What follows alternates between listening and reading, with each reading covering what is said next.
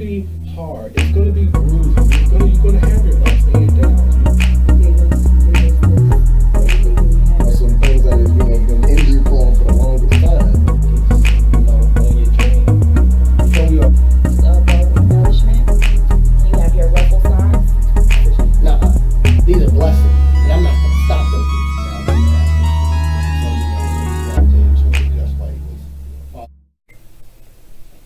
Hi, I'm Stephen Jackee, author, writer, and Tell the World Understanding Oneself. And I am here with Miss Jamila Griffin, correct? Hello, yes. Yes, ma'am. Yes, ma'am. How you doing? Good. Thanks for coming on the show one-on-one with me. I appreciate your time. Mm-hmm. Let the people know who you are, what you represent, and we can go from there. Okay. As you said before, my name is Jamila Griffin. My overall brand name that everybody knows me by is pretty much Got Mila. Got Mila. Yes. I'm an entrepreneur at heart, so anything that you think that I can do, I do it. From cosmetology on to music, so everything in that spectrum. I love fashion, I love writing and drawing, all of those things. That's what I do. Guys, but watch out for, you know what I mean? She's gonna be famous one day. We're gonna see on these shows out there and whatnot. Definitely. Success and wealth. That's what it's about, right? Again, I enjoyed the meeting we had. Like I think it was last week, earlier this week. We were in the room talking about expanding our businesses. Mm-hmm. You know, how can we expand our business? That's really important. You want to talk a little on that? Why it's important for us to expand and start a business? Yes, it's very important because a lot of people don't believe that they can do it, for one. Mm-hmm. They think that it's not reachable. And then as well, the Black community, it's good to see people out here that are actually doing it so that we can push each other to do it. To have something for yourself, to work for yourself means a whole lot because you make your own hours, especially in this world where pretty much everybody has children. Mm-hmm. There are a lot of people that don't have kids, but there are majority of the world have children. If they don't, they have children that they're helping to take care of. Yeah. Whether it be a niece, nephew, godchild, or something. Mm-hmm. So it's like we have these complicated schedules. Why not work on your own schedule? So working for somebody else, do what you want to do when you want to. Yeah. I mean, I got children, stepchildren. It's not easy, and this is what I live for, and I strive for it. So I definitely understand that. I mean, we were talking about underlying issues as far as this entrepreneurship, sacrifices. What are some things that you had to sacrifice to get where you're at now?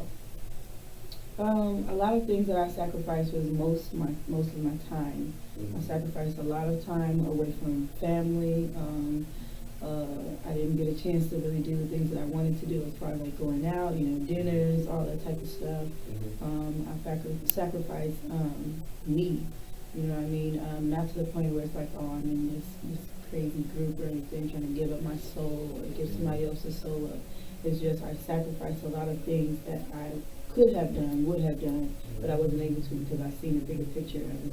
Yeah. And that's what I did. Yeah.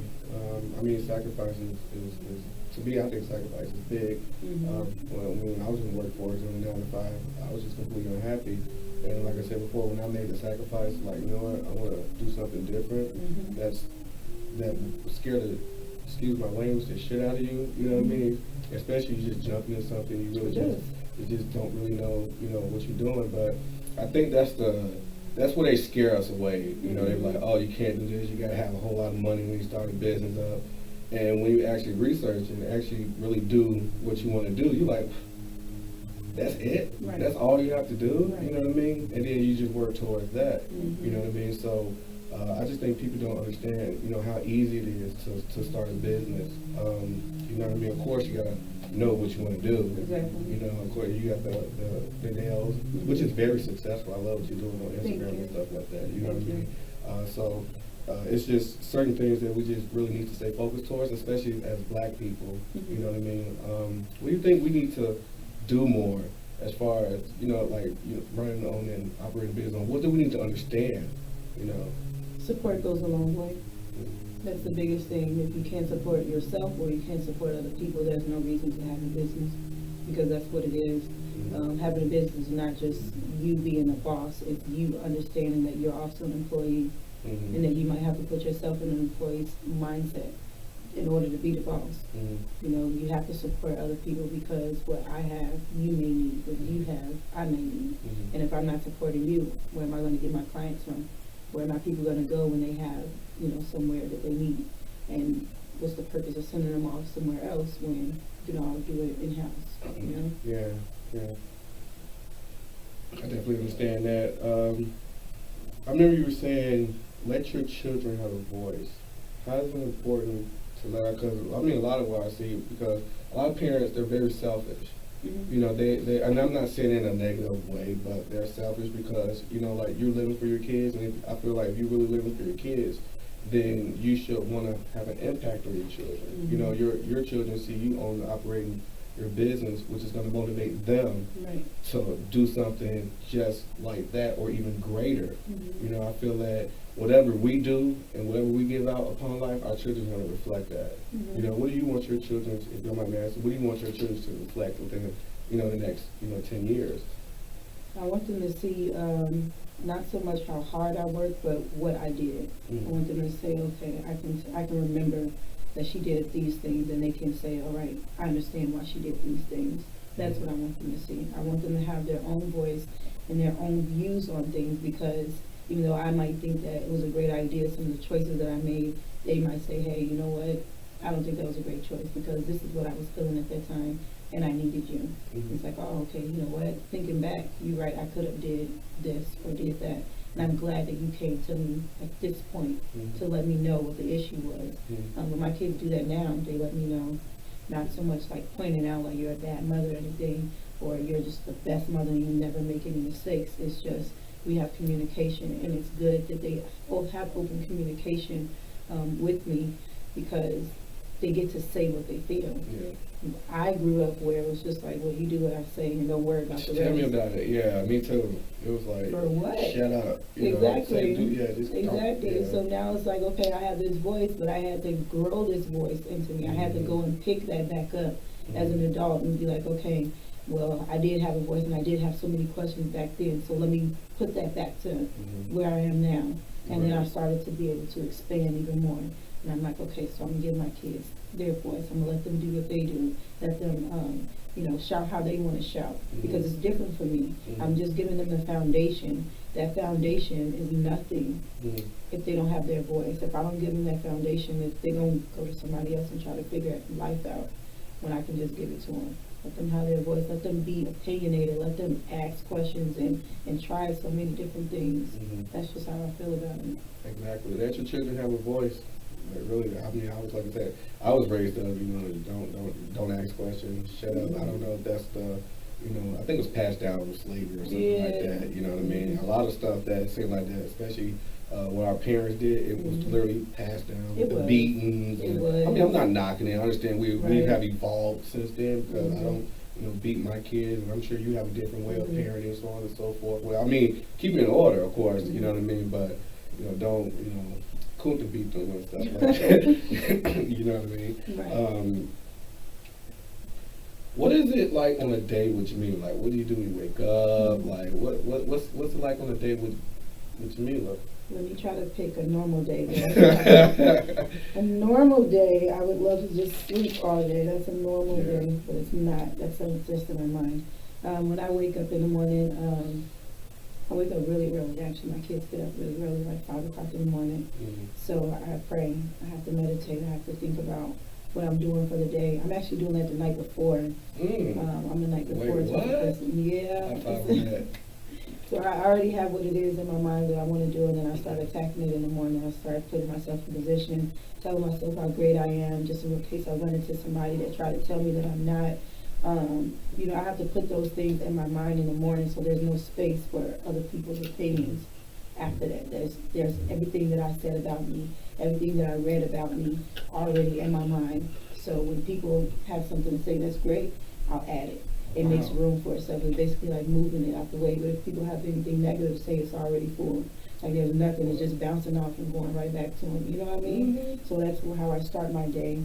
Like I said, my children get up really, really early. So I do for them whatever it is that they need done, talk to them, give them their encouragement, and then go on the rest of my day. It really depends on what I have going. If I have clients or going and hang out with a friend or whatever the case may be.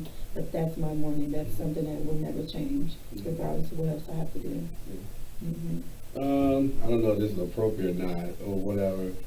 You're in a relationship? I mean, are you taking, or what's going on with that? I don't know. I'm trying to find out. Give me a second. No.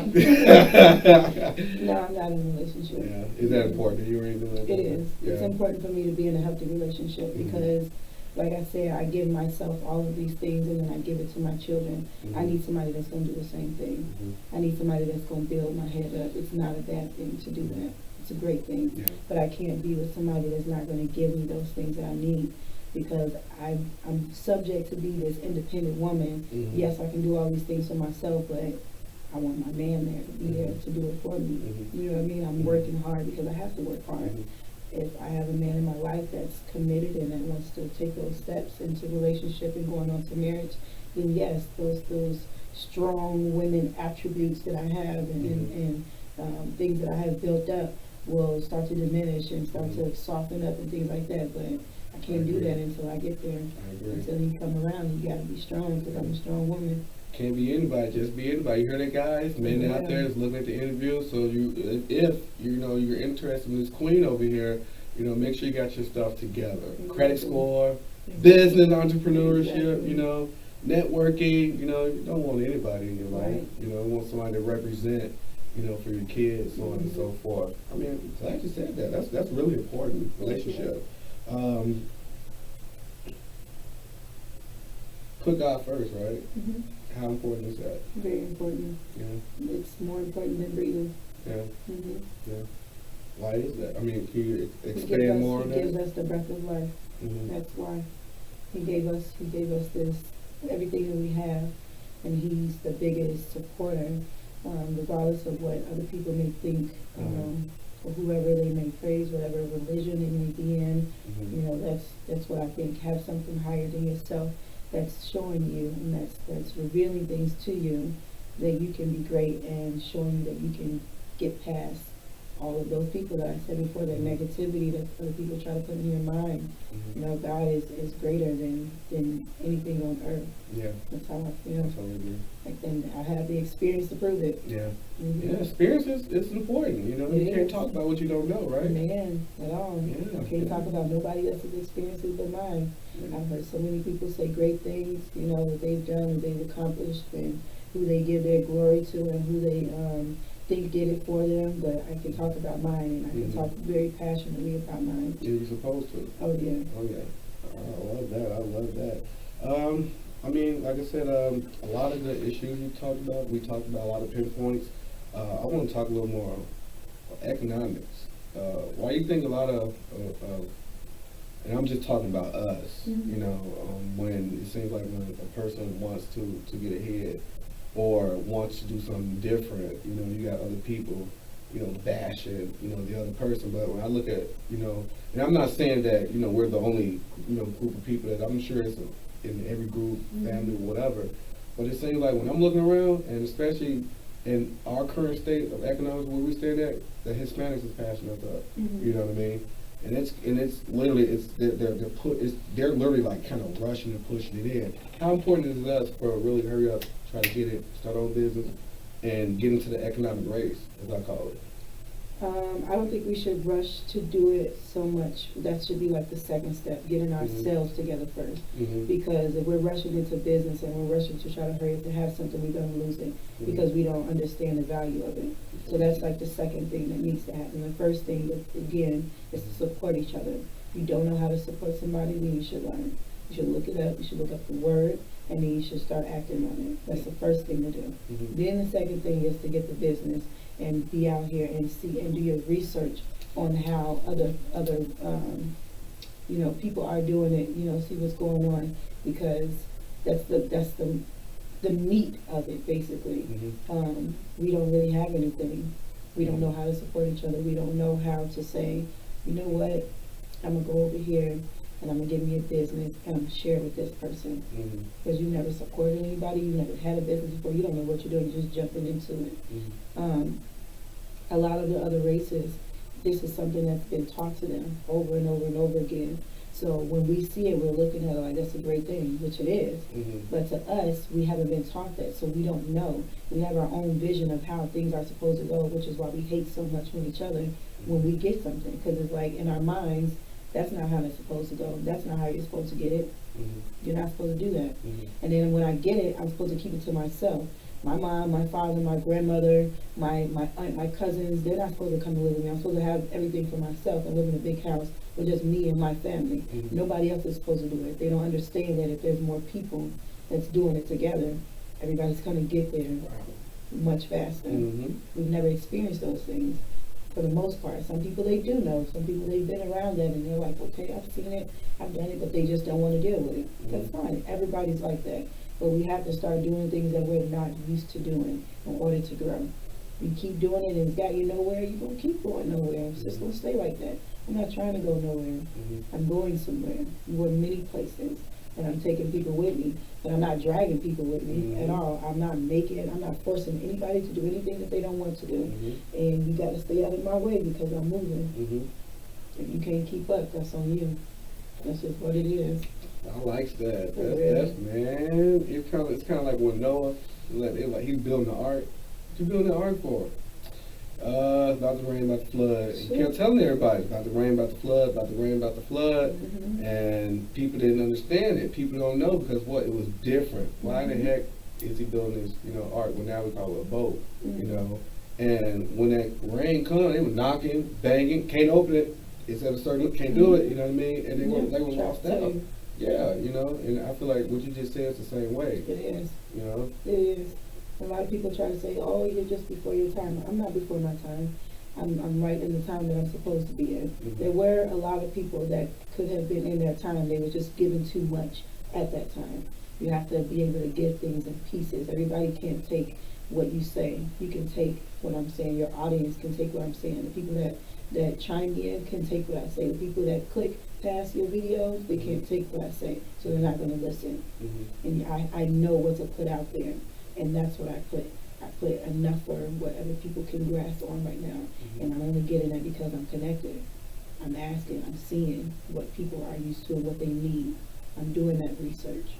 I'm looking inside of myself and saying, okay, what is it that I need to give out today? What is it that I need to say? Who do I need to get to today? I have to do those things.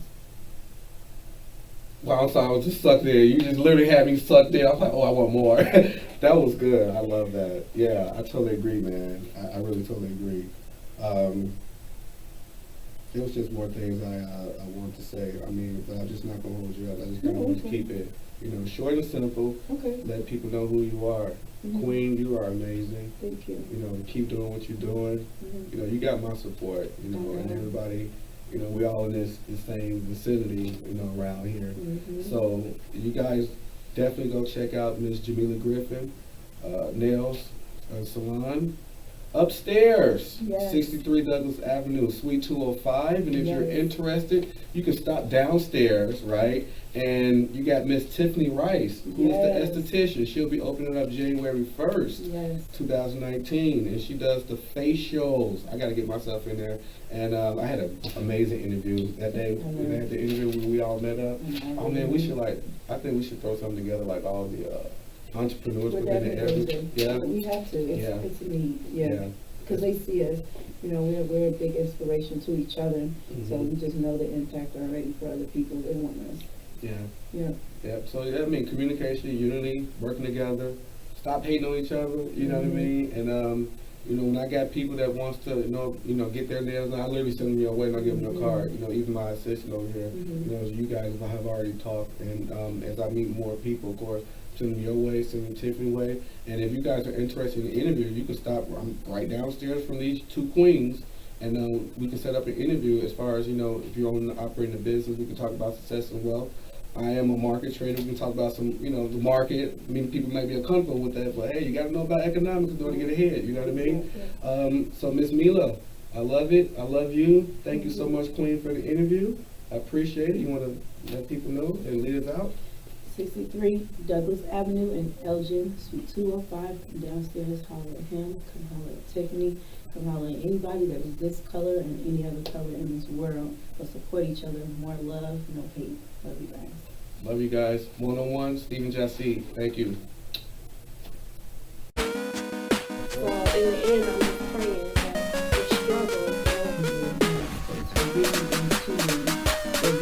It wasn't on the building when you're married.